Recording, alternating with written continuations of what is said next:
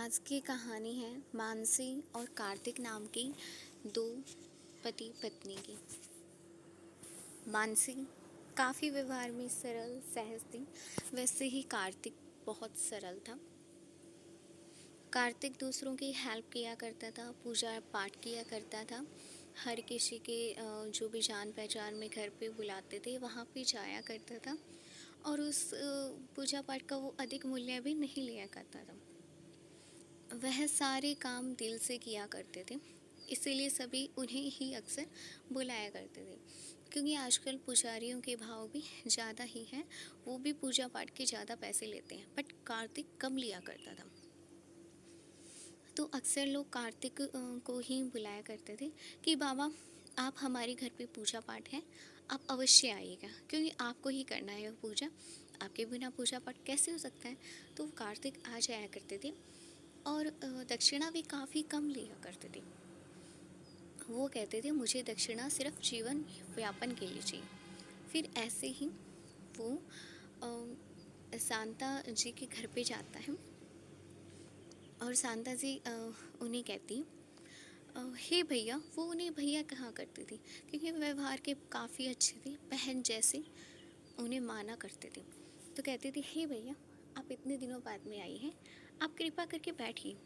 और वो बैठ जाते हैं, उनके लिए चाय लेके आती है और काफ़ी कुछ सेवा करती है। वो कहते हैं हाँ बहना, मैं काफ़ी दिनों बाद में तो आया हूँ, पर तुम्हारा घर पहले से काफ़ी बदल गया है, काफ़ी अच्छा लग रहा है और सभी अच्छा है, अच्छे से काम कर रहे हैं। मुझे देख के ये बहुत संतुष्टि हो रही है कि तुम भी आगे बढ़ रहे हो और इस घर का भी विकास हो, सभी का विकास हो।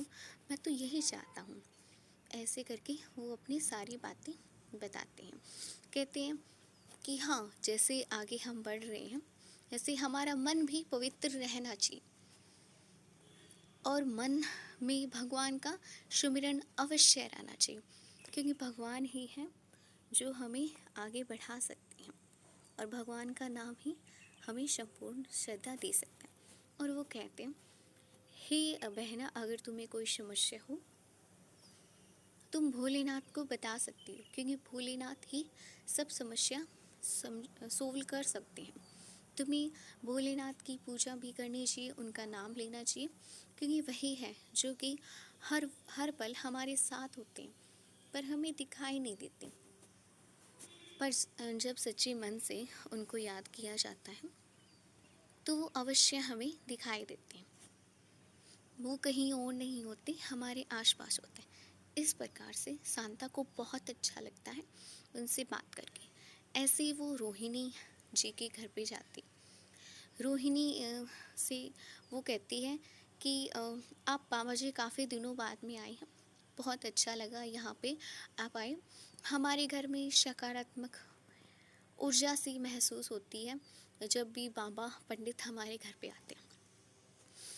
अक्सर आप तो इतनी अच्छी बातें करते हैं, आप तो भगवान के बहुत बड़े भक्त हैं, तो आप आए हैं, अवश्य कुछ अच्छा ही होने वाला है और अ, अवश्य अच्छा हो ही गया है। आपको यही खबर देने के लिए हमने आपको घर पे बुलाया था। आपको बहुत अच्छा लगेगा ये बातें सुन के। वैसे भी आप जिनके घर पे जाते हैं उन्हें अपनी अच्छी अच्छी बातें अच्छे अच्छे संस्कार देके घर का वातावरण भी अच्छा हो जाता है। साथ में जिस इंसान को आप समझाते हैं वो भी अच्छा हो जाता है। तो पंडित जी कहते हैं हाँ वो तो है, लेकिन बहुत अच्छी बात है, मुझे ऐसे लग रहा है कि तुम मुझे कुछ बहुत अच्छी बात ही बताने के लिए मुझे आपने बुलाया है। तो ऐसी कौन सी अच्छी बात है, मैं भी सुनना चाहूँगा। और बाकी हमें कुछ भी अच्छा हो सबसे पहले महादेव को ही बताना चाहिए। आपने मुझे बताया, मुझे भी बहुत अच्छा लगा, क्योंकि जो भगवान के भक्त को मानते हैं भगवान को भी बहुत अच्छा लगता है। मुझे गर्व महसूस होता है।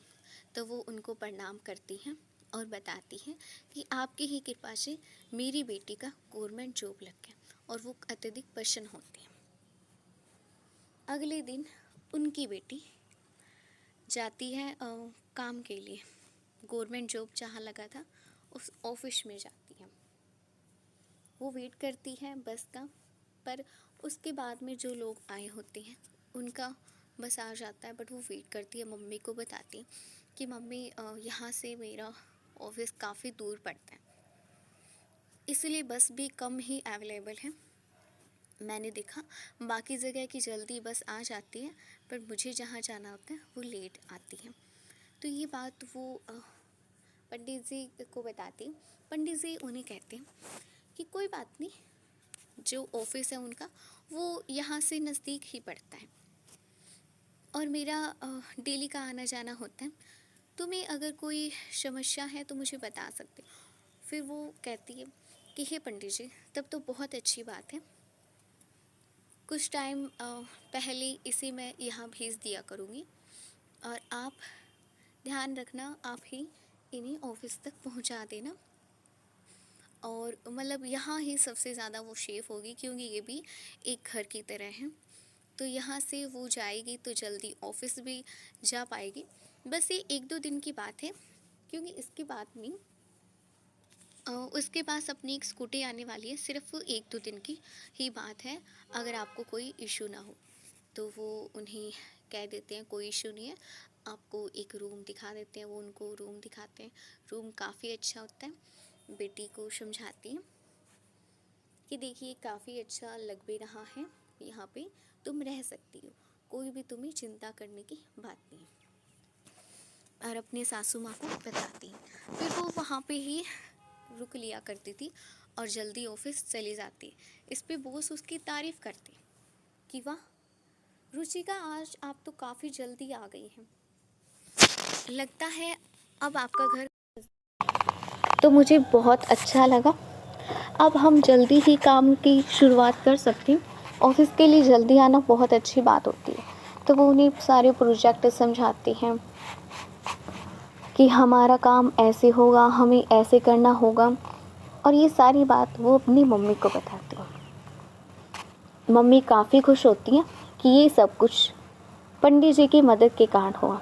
उनके घर से तुम्हारा ऑफिस नज़दीक है, इसीलिए तुम जल्दी जा पाती हो, वरना तुम जल्दी नहीं जा पाती।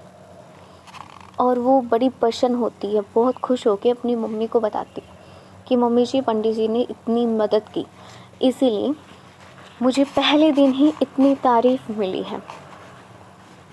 और ये मेरा गवर्नमेंट जॉब भी उनकी आशीर्वाद से मिला है। फिर वो उनके घर पे मिलने जाते हैं और कहते हैं कि पंडित जी, आपकी वजह से मुझे ये गवर्नमेंट जॉब मिला। गवर्नमेंट जॉब तो मिला, साथ में मैं आगे भी बढ़ पा रही हूँ और ढेर सारी दुआएं दे। इन दुआओं का असर भी होता है। पंडित जी का घर जो पहले छोटा था वो बड़ा बन जाता है और वो इसी शुभ अवसर पे घूमने के लिए भी जाते हैं। नदी के किनारे यहाँ पे जहाँ जहाँ घूमना होता है वहाँ पे जाते हैं और बड़ी प्रसन्न पूर्वक ज़िंदगी हो जाती है। पंडित को पता होता है कि ये सब कुछ और किसी कारण से नहीं, मेरे काम की वजह से नहीं हुआ, ये सिर्फ महादेव की कृपा है, उसी वजह से होता है। तो उसकी पत्नी कहती है बहुत अच्छा हुआ कि लोगों ने हमारे लिए दुआ की, जिसकी वजह से हमारे साथ इतना अच्छा हो रहा है। आपको आपके कर्मों का अच्छा फल मिला है। अब इसी वजह से हमारा घर भी बेहतर हो गया। अब हम ज़िंदगी भी बेहतर जी पाते हैं। इस प्रकार दोनों बहुत अच्छे घर में रह पाते हैं, अच्छी ज़िंदगी जी पाते हैं। इसीलिए कहा जाता है कि कर्म अच्छा करना चाहिए, क्योंकि कर्म अच्छा करने पे फल भी हमें अवश्य ही अच्छा मिलता है। भगवान माध्यम भेज देते हैं अच्छे फल के लिए। धन्यवाद।